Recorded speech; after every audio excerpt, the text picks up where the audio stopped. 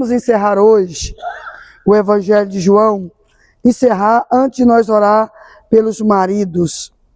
Antes de nós orar pelos maridos, vamos estudar um pouquinho, encerrar o Evangelho de João. Amanhã nós estaremos começando Atos dos Apóstolos, capítulo 21 do Evangelho de João. Verso 1 até o 7. São apenas esses versos e nós já daremos por encerrado, porque o restante nós ministramos quando falamos sobre Pedro, tá? 21, do 1 ao 7, escrito está: Depois disto manifestou-se Jesus outra vez aos discípulos junto ao mar de Tiberíades, e manifestou-se assim. Versos 2.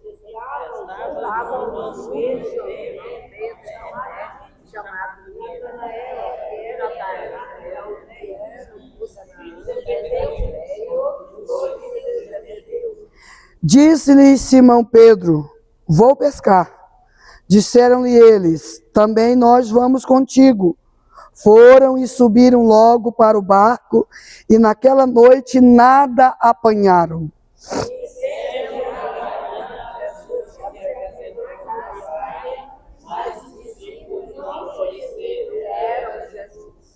Disse-lhes, pois, Jesus: Filhos, tendes alguma coisa para comer?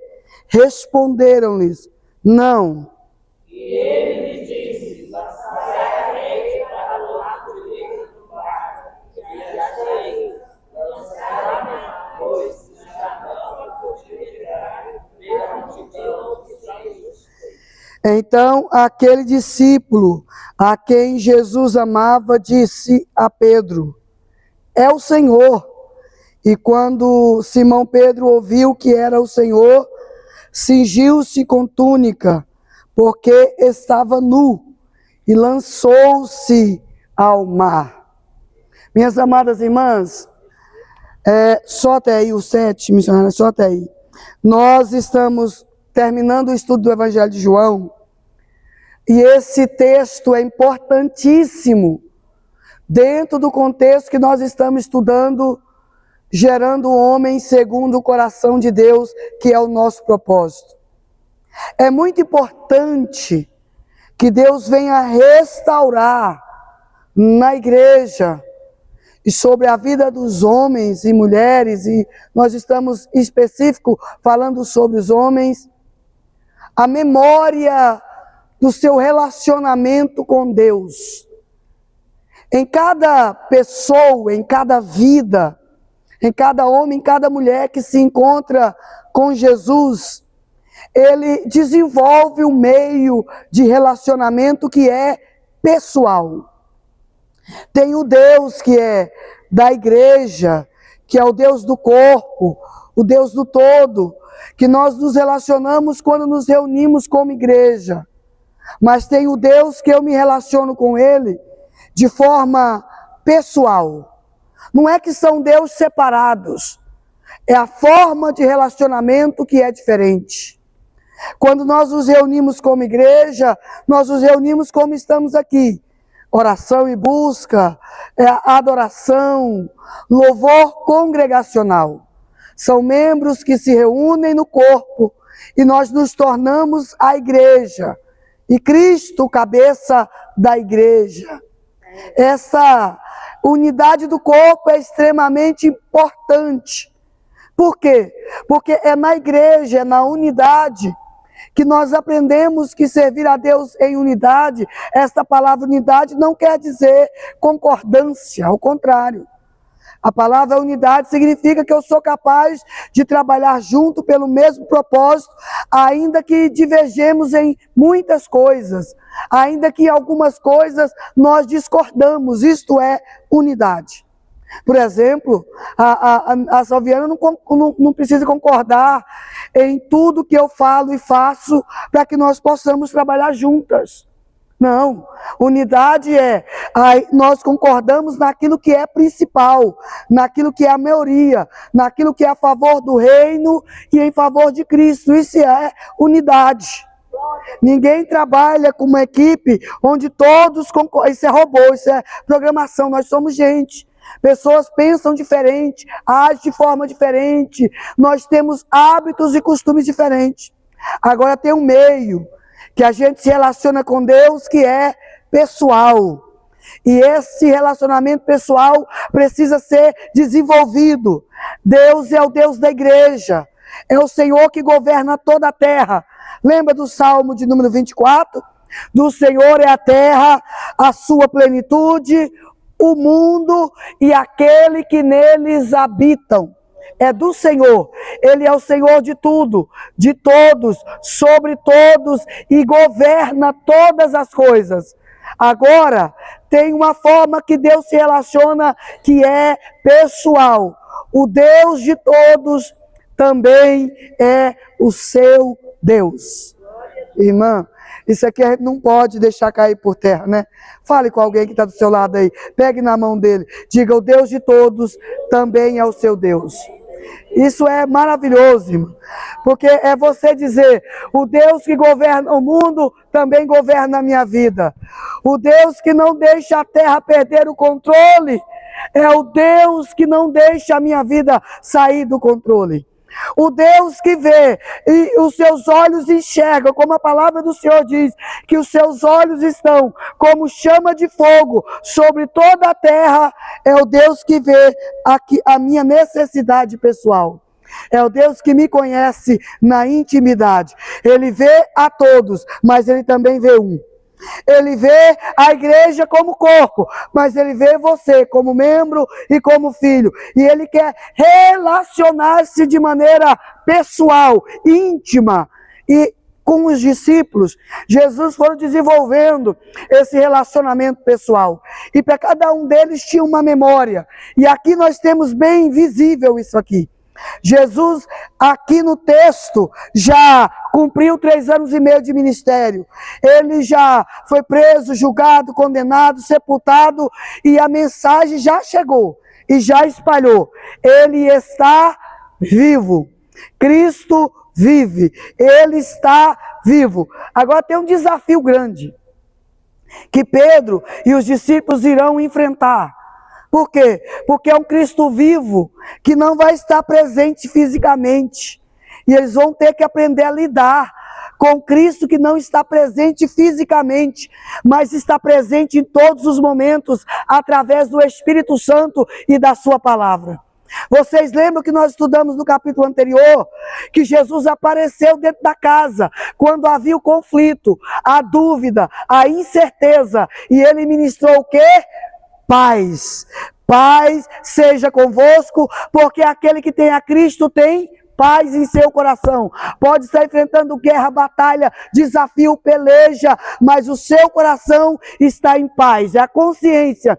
Eu tenho um Deus que pode o que eu não posso, que faz o que eu não faço, que tem o que eu não tenho. Eu pertenço a Ele. Ele é o meu Deus e Ele virá a meu favor. É a consciência de quem sabe. Eu tenho um Deus que guerreia por mim, que luta a minha causa, que peleja a minha peleja. Aí a gente tem paz, paz no coração. Ele ministrou paz, mas tem uma coisa, ele não ficou ali 24 horas por dia. Ele saiu. Ele foi fazer o que tinha que fazer. O Cristo ressuscitado. E aí Pedro ficou assim, esse Jesus que some, que ora aparece, ora desaparece, não está dando para mim não, eu estou sem direção. Eu não estou sabendo o que fazer. Estou sabendo lidar com isso. A memória de Pedro é muito visceral, muito sanguíneo. A memória de Pedro eu só sei lidar com um Deus presente fisicamente. Ele não é como Tomé, que precisa pegar, tocar e ver a ferida. Mas Pedro tem na sua consciência, cadê esse Cristo que vai nos guiar? Cadê esse Cristo que vai nos direcionar? Cadê esse Cristo que nos dará direção? Ele ressuscitou para quê? Ele viveu para quê? Cadê ele? Cadê ele? Cadê? Quantas pessoas estão assim hoje com a mesma síndrome de Pedro? Cadê esse Deus que ressuscitou? Parece que eu não estou vendo ele, não estou sentindo ele. Lembra que a tendência de quem perde o relacionamento com Deus é tomar de volta aquilo que já deu para ele. Lembra que a primeira coisa que Jesus recebeu de Pedro foi o seu barco. O barco, quando Jesus entrou na vida de Pedro, era depois de uma noite vazia, frustrada. Pedro tinha a técnica da pesca, sabia o endereço do peixe, eles eram pescadores. Vocês aprenderam aqui, nós aprendemos juntos, que Pedro e os seus primos e os seus parentes, e eles eram donos de uma cooperativa de pesca. Pedro, Zebedeu, aquela turma, donos de uma cooperativa de pesca. E eles estão voltando, frustrados, barco vazio, redes vazias, porém limpas, redes vazias, a alma triste, coração angustiado, tinham que pagar os seus impostos. Agora ele está vindo um Cristo que quer falar à multidão, mas que tem um obstáculo, a multidão é grande. Como fazer a voz amplificar se não tem microfones? Entrou no barco de Pedro. A primeira vez que Jesus entrou num barco, era o barco de Pedro. O barco de Pedro, que estava vazio de peixe, mas cheio de Deus. Vazio do fruto do trabalho, mas cheio da presença do Todo-Poderoso. E quando Pedro teve, é maravilhoso, a gente sente a presença do Senhor.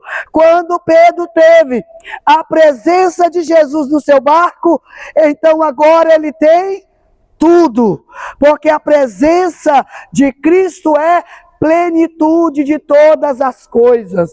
Perceba que eu estou sentindo a presença do Espírito Santo, né? Eu tenho que segurar porque nós temos que terminar. Perceba então que quando Pedro perdeu esse nível de relacionamento, porque ele está tomado pela culpa, ele viu Jesus tratou Tomé, tratou João, mas ainda não falou com ele pessoalmente. Ele está magoado, ferido, cheio de culpa. Qual a memória dele? Tem um lugar onde eu sempre encontrei Jesus, onde Jesus sempre esteve presente, algo que eu dei para ele, o meu barco. Jesus sempre manifestou no meu trabalho, no meu barco. No meu barco ele enfrentou tempestade, no meu barco ele foi para Gadara, no meu barco ele veio caminhando sobre as águas. Era o barco de Pedro. O barco de Pedro trazia memória de encontros profundos. Então o que Pedro fala? Quer saber? Eu vou fazer o que eu sei fazer. O que eu sei fazer é o que eu sei de melhor. Se eu tenho um Cristo que foi embora, eu ainda sou capaz de suprir as minhas necessidades. Eu vou pescar. Irmã, muito cuidado. Suas decisões têm o poder de influenciar aqueles que te observam, aqueles que vê Deus através da sua vida. As suas decisões influenciam diretamente o corpo de Cristo.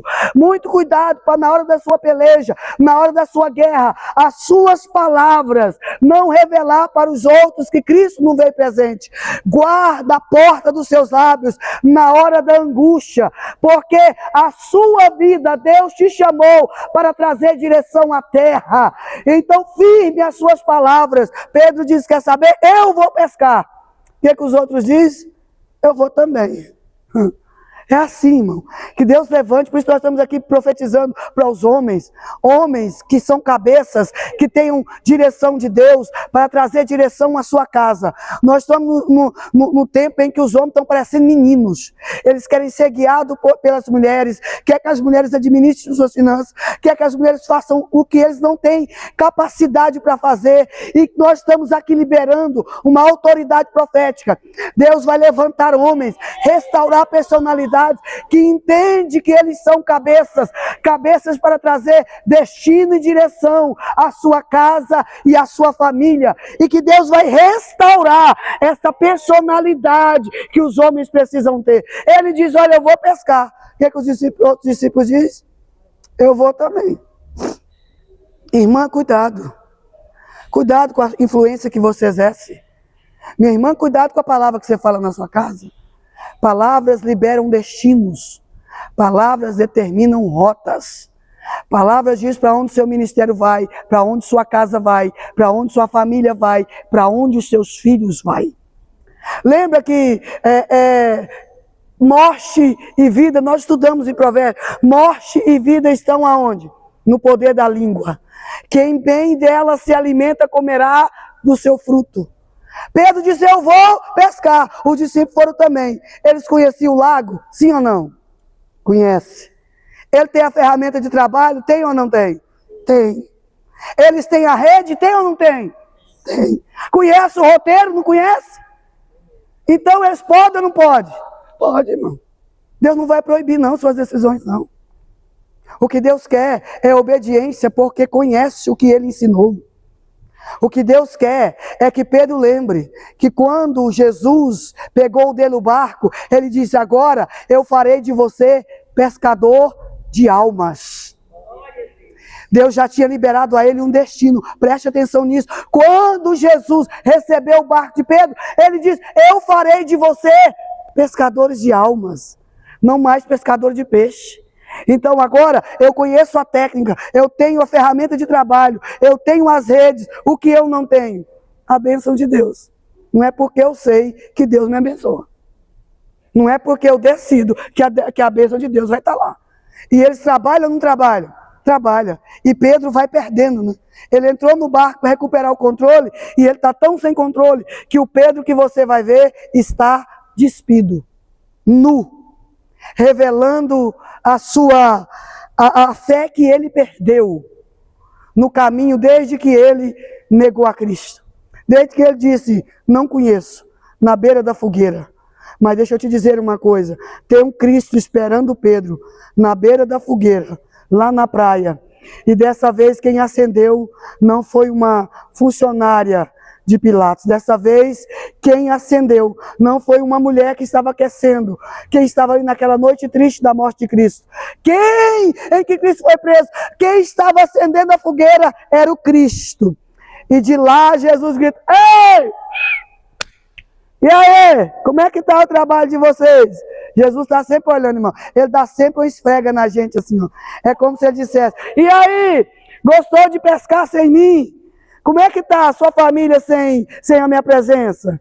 Como é que está aí? Você quis assumir o controle, você resolveu tomar o destino da sua vida, como o mundo está pregando por aí. Faça o que você quer, viva do jeito que você quer, assuma o controle da tua vida. Você. Aí Jesus está lá do céu, fazendo a mesma pergunta que ele fez para os discípulos. Ei, e aí?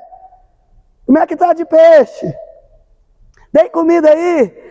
Tem proteção aí? Tem bênção aí? Tem vitória aí? Como é que está a vida sem a minha presença? Ei, como é que está a sua família sem o governo de Deus? Como é que está esse barco aí? Me fala aí, me fala como que está o barco. Está vazio. Oh, rebácia. Está vazio. Não tem peixe, não tem comida, não tem presença, não está vazio só de peixe não. Jesus que já esteve aqui não está também. Eu peguei de volta o barco, não era isso que Jesus queria? Ele nunca mandou eu voltar para o lugar de onde ele me tirou. Ele já me tirou daqui, mas eu voltei. Agora tá, além de vazio de peixe, não tem a presença de Deus. Aí João grita, ô Pedro, ele não está aqui não, ele está lá, ó. Está lá na praia. Jesus de lá grita, a receita é a mesma, joga do lado direito, porque a receita está na obediência, a vitória está na obediência.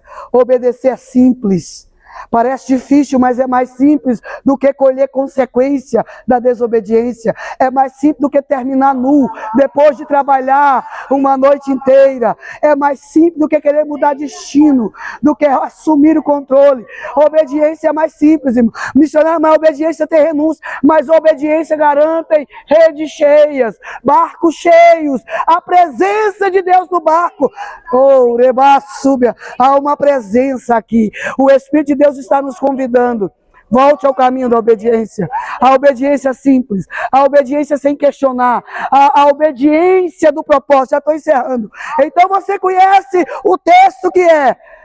João diz, ô Pedro, Jesus, olha como Deus é, pastor Mariane. Ele está dizendo, olha, eu vou me revelar a você nas suas memórias, para te mostrar que eu sou o mesmo Deus.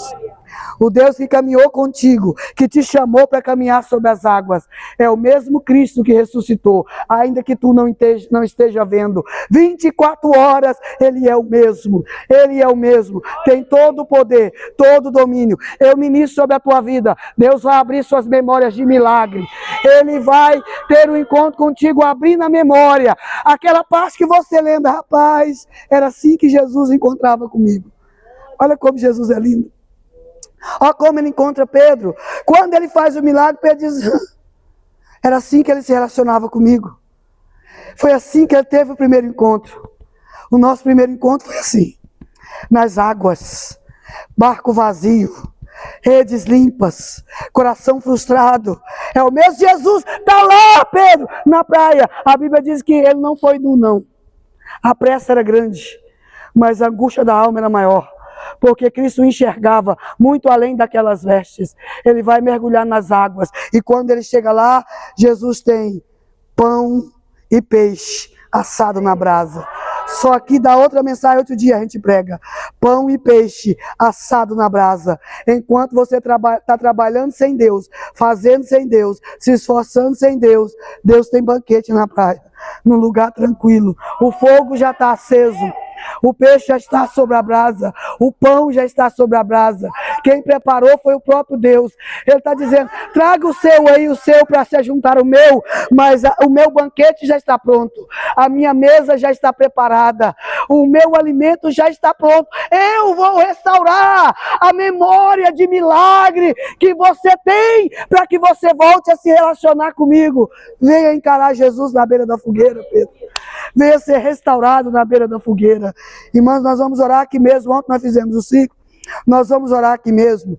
Você que precisa de oração, uma imposição de mãos, volte amanhã. Amanhã nós faremos o ciclo. Hoje eu precisava encerrar o Evangelho de João. Mas guarde isso para a tua mente. Jesus, restaura a minha memória de milagre. Traga na minha mente o caminho que o Senhor usou para se relacionar comigo. Cada um, Deus tem um jeito, né? Um meio. Pedro era aquele jeito de Deus falar para ele, Pedro, eu não estou só fisicamente, eu governo todas as coisas. A partir de agora tu vai aprender a se relacionar com Deus vivo, todo-poderoso, mas eu vou continuar me manifestando a você. Vamos estar em pé? Vamos estar em pé. Vamos orar primeiro a palavra? Vamos orar a palavra primeiro? Orar a palavra? Segura aqui, missionária. Hoje a senhora ora com ela, mas espera aí. Não, vamos fazer melhor. Vamos orar primeiro com os pedidos, depois nós oramos a palavra. Estende a mão para cá. Vamos orar com os pedidos. Senhor Deus poderoso, nós cremos em Ti, na força do Teu poder, no domínio das Tuas mãos, na Tua palavra que sara, na Tua palavra que cura, no milagre do Senhor sobre a nossa casa, no milagre do Senhor sobre a nossa família, na presença do Senhor. Cada pessoa escreveu aí o que crê, o que pede, o que precisa.